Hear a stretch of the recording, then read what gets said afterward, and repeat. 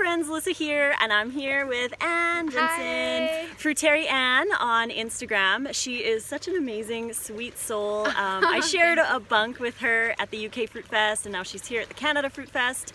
And I just love your story about food addiction, so I wanted to share that with you guys in this video.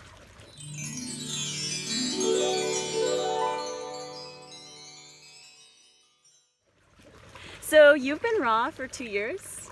Yeah. 2 years. And what is your story? Tell everyone. Oh, my story. That's a long story. Well, about my food addiction. Yeah. I would say my biggest thing was that when I first went raw, I didn't think that I had any problems. Like, I didn't really think that I had that many.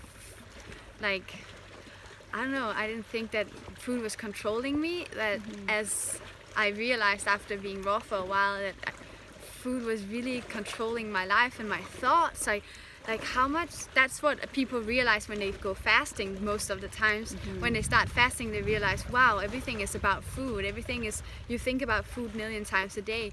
And it was just the biggest relief for me when I went raw and realized that I could have simple life, and I could have a simple lifestyle, because that's what I've always wanted to have.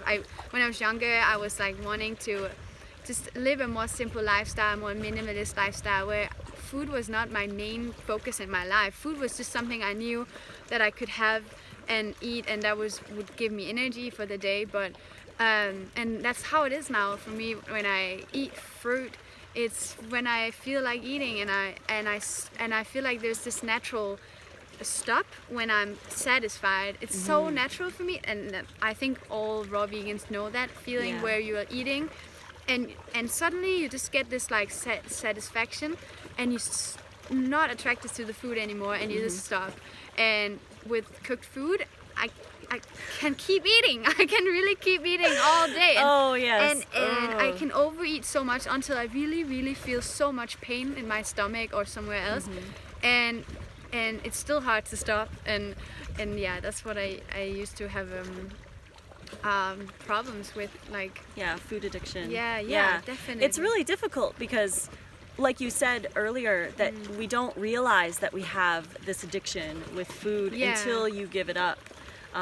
And you're just so attracted to it. And you said that you have consumed cooked food in your journey. And how do you feel when you do? I felt this addiction coming up that I never felt my whole life, because I never said that I'm gonna be raw vegan long term. So that was the first time I realized that I had these addictions, and they were so strong that I could not eat it. So I was my addiction was bread and grains. It was a big it's a big culture in Denmark, something we eat a lot of, and I ate my whole life. So I would eat that, and I would just feel really bad. Yeah. really bad. So how do you deal with family? Yeah, if there's or culture, like if somebody says, why are you raw, or they offer you food because, culturally you said bread and pasta is a really big thing. So what do you do when you go to like family gatherings or social settings where people are offering you food, or if they judge you? Well, socially that's never really been that big of a problem for me, because I don't know, I have my inspiration to stay raw, so that when I go out, I'm just like, I have my own salad with me, or I say thank you for offering me this, but I'm not hungry right now, or I don't know what I'm saying. And I was vegetarian since I was 12. Oh wow! So I've been vegetarian for quite a few years. So from an early age, I already started practicing how I could communicate and how I could. Because in the beginning I was just like, I'm vegetarian, I'm not eating your food. That's okay. Yeah, and that was not the good way of saying things to people. So I learned. So when I went raw, it was easy for me to just like do the social thing with that. Yeah, and using, compassion and saying thank you, like you said. Yeah. So what would be your favorite raw food?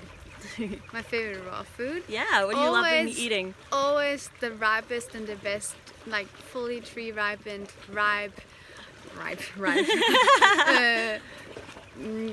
Fruit. Fruit, The yeah, best grown fruit, and that's in season and local, and that's. So my you really like anything? I definitely have some favorites. What like, are your favorites? I love figs at the moment. Figs. I love good figs. I also love durian.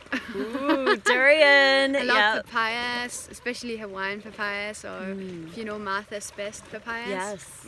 Those are really good. Mangoes. All good fruit. Do you have any favorite salad dressings? I don't know. I don't do much salad. You don't do many salads? Well, I do a lot of salads. Yeah. But I haven't done many dressings lately. Well, I think my favorite is just mangoes blended. Mangoes blended? That's awesome! I love your simplicity. Yeah. I love that simplicity. So I'm a sweet person with fruit. Well, I like sweet salads, and so for me the best is just blended sweet. Maybe it can be papaya, it can be mango, and just blend that. You can even add some spices or herbs of like basil and stuff like that, and I like that. Just pour that on your salad. That's awesome.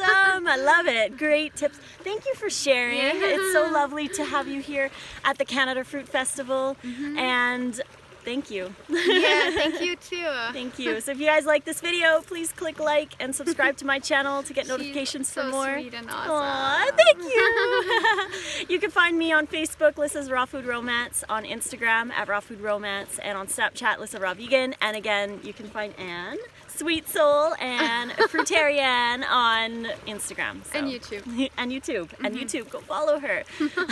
Until the next video, Okay, guys. bye. Fruit on.